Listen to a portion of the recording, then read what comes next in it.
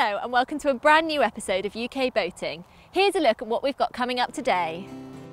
I'll be visiting Hilperton Marina to learn more about the many services they offer and the great actions they're taking for their local environment. Then we'll be finding out about the plans for the Melksham Link and the positive effects of this new stretch of canal for the local community. But before all that, let's go and meet some of the team from the Wilts & Berks Trust.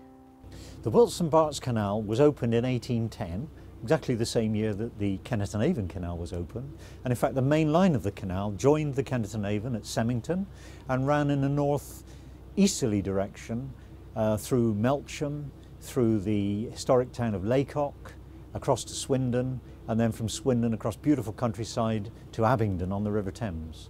Like a lot of canals in this country, the company reached its peak of trading during the build-up to the railway era.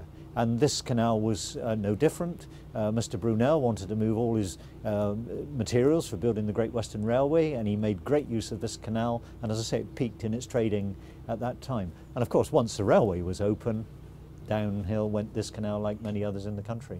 And then that led on till 1914, when Parliament enacted the Act of Abandonment of the Wilts & Berks Canal.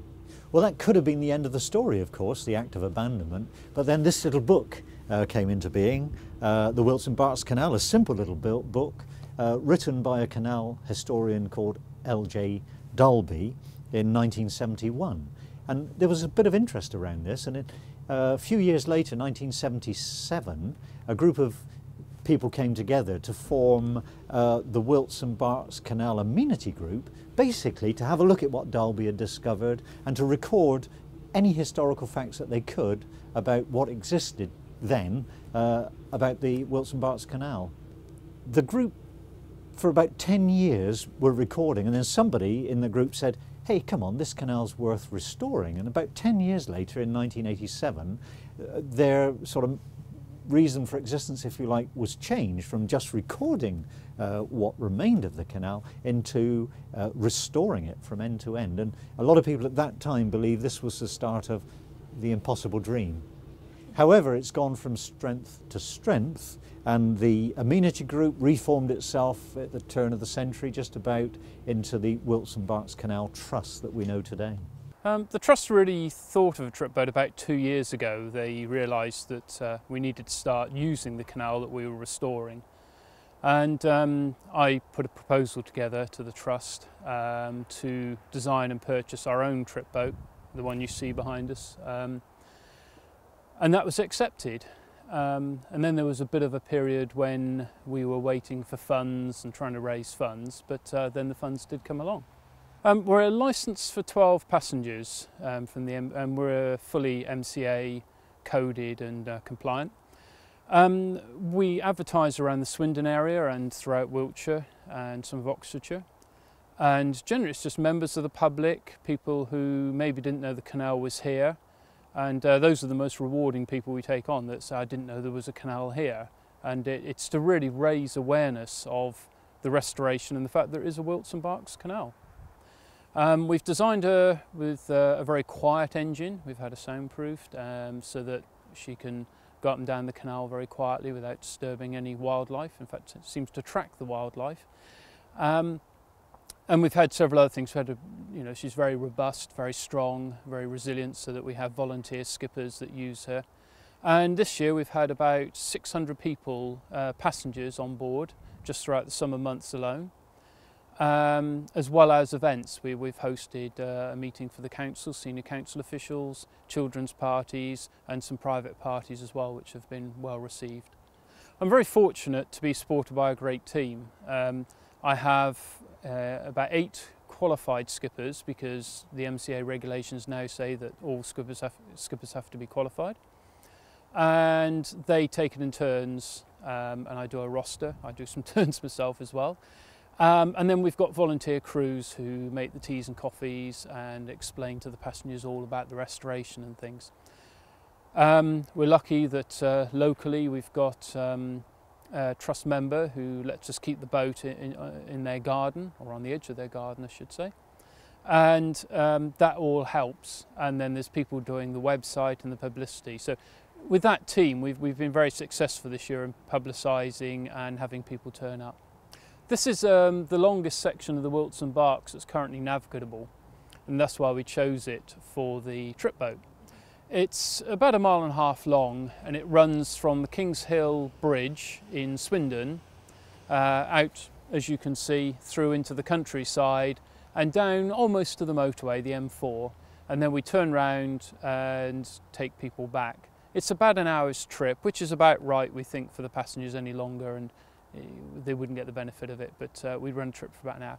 But it has meant that we've been able to keep this section, as you can see, very weed free.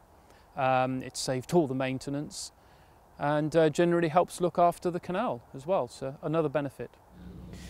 The canal basically is a rural canal, and so actually opening up, digging up sections that have been filled in and so on is relatively easy. I mean, it's not rocket science, but obviously there are bridges, accommodation bridges for landowners that have been lost, and if we dig out a section across that divides, once again divides a farm into two parts, the landowner of course is entitled to have an accommodation bridge. So bridges will need to be built. The bridge up ahead here is one that was completely rebuilt by volunteers.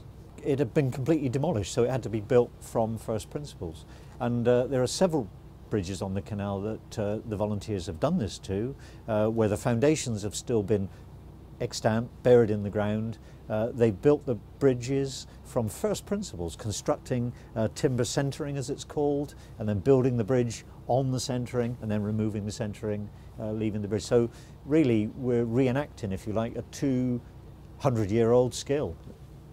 Volunteers within the trust who have professional qualifications draw up the plans. We have to go through the normal planning process, obviously, but in all we do, we're backed really well by the Wilton Barks Canal Partnership.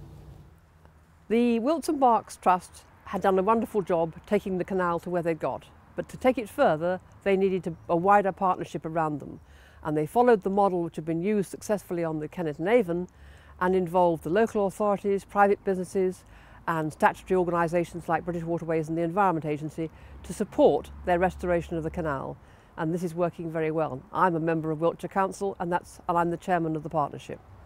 Partnership meets at least 4 times a year, discusses what should be the priority projects to take forward, how we can achieve that, how each partner can contribute to that effort, and where is going to be the next step forward. Of course, all of this work requires funding, and funding these days with current climate is quite difficult.